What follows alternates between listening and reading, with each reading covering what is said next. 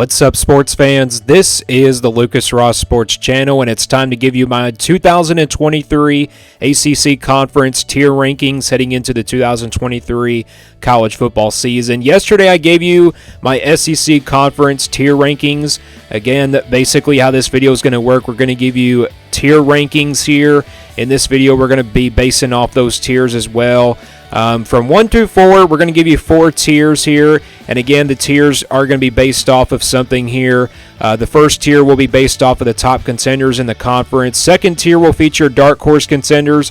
The third tier will feature decent teams. And then, of course, the fourth tier will feature the worst teams, you know, who really I don't have a lot of hype for heading into 2023. But these are going to be teams, you know, these are going to be tiers just based off of those. And again, these are teams that I'm really hyped up for, and sometime I won't be hyped up for them either. I'm going to do the same thing yesterday, you know, how I did it from yesterday in the SEC conference.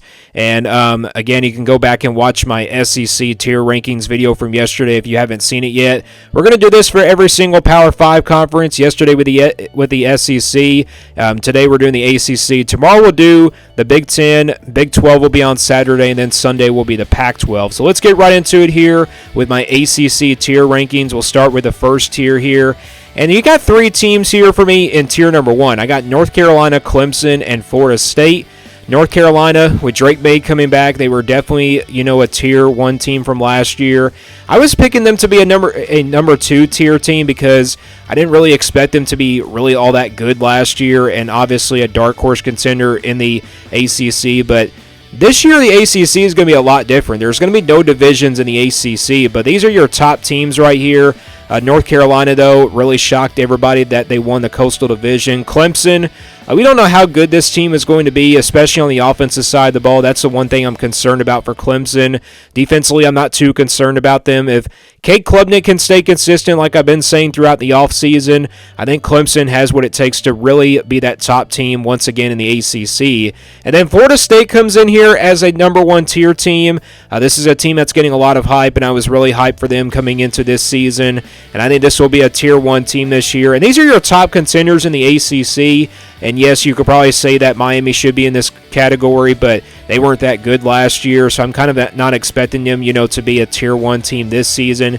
And also, these are just based off of the teams from where they were last year and how they finished, but these are also the teams that, you know, I'm kind of, you know, expecting them to be really good this year or also pretty decent.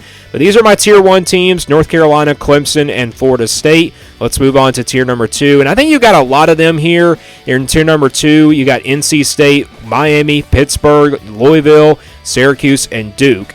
NC State going to lose Devin Leary. He's gone in the transfer portal to Kentucky. Miami, they were a 5-7 team from last year, but I definitely think they are going to be a dark horse contender. I don't really want to count out Miami. I shouldn't really put them in that decent category based off of where they were from last year. You can't really doubt Miami this season after a 5-7 year. It was probably just a step back year for them. Then you got Pittsburgh here. I still think they're a dark horse contender in the ACC somehow. I'm not saying they're going to be probably decent. I think they're still going to be in that conversation for a dark horse spot. And then you got Louisville here. I know they're going to be having a first-year head coach, but I think this is a dark horse team as well. Then you got Syracuse here, and then obviously Duke. Syracuse and Duke were 2 teams last year I did not expect to really have good seasons, but last year they really proved me wrong, and I think this year they are definitely one of those dark horse contenders. However, I don't think Syracuse and Duke will win probably 10 games, though. I think they're definitely going to probably just win, you know, maybe 5 or maybe 7 or 8 games perhaps. But Duke and Syracuse definitely belong in this conversation here in the second tier. But there are a lot of teams in this second tier. This tier right here is definitely full of dark horse contenders. These are all my dark horse contenders and also my tier 2 contenders here in this tier rankings. Let's now go to the third tier. And I think you got 2 teams here in the ACC. You got Boston College and Wake Forest. I'm not saying these 2 teams are going to be bad this year. I think Boston College is going to be a pretty decent team this year. They had a pretty bad season last year, and I think they'll be really better this season. They have a lot of production coming back. Wake Forest the same way. I projected them to go 5-7 this year, but I think they're definitely better than that 5-7 record. I know losing Sam Hartman's going to really kill them, but I think Wake Forest is going to really still be that really good of a team this season. And I think both of these teams do belong here in the third tier rankings. I think, they're going to be definitely, decent teams, but maybe not like a dark horse contender in the ACC. I think Wake Forest is now out of that conversation after the season they had from last year, but I think Boston College definitely is going to be a decent team this year. But don't really sleep on these teams. I'm not saying they're going to be terrible. I think they're going to be really good teams, but they're just going to be decent. I think they belong in this third tier, though, and those are the only couple teams I have here in this third tier. And then moving on to the last tier here. These are teams that I'm just not hyped up for, and they're belonging in this fourth tier. It's Virginia, Georgia Tech, and Virginia Tech. Georgia Tech and Virginia, we know they've been a mess over the couple years, over the few years that they've been in the ACC.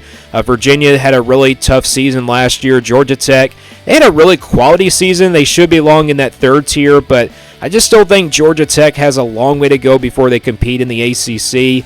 And then you got Virginia Tech here, a team that, just really could not get to those expectations. And this team last year, I predicted them to go 8-4 last season. This year, I'm not really just as high on the Virginia Tech Hokies as some other people are. I think these are your four, tier contenders. I think, you got Virginia, who's a mess right now.